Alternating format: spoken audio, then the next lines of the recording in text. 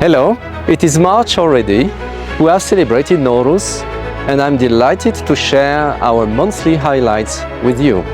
Today, I'm sending them from the great historical city of Özgen, where we are visiting an important water project.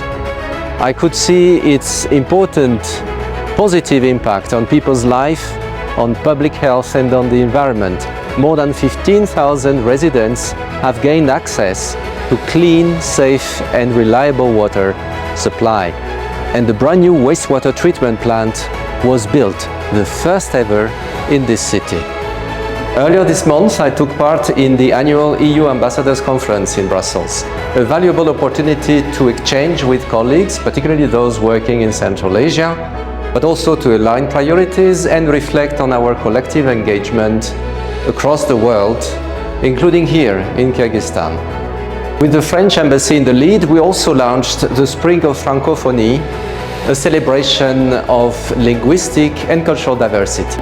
Another meaningful moment this month was our Youth Media Bootcamp, where young leaders gathered to discuss how to counter online disinformation, fight cyberbullying, and build their internal skills. Their energy and vision remind us why investing in youth is so important for our own future. Dear all, these were a few of the many moments that made March special.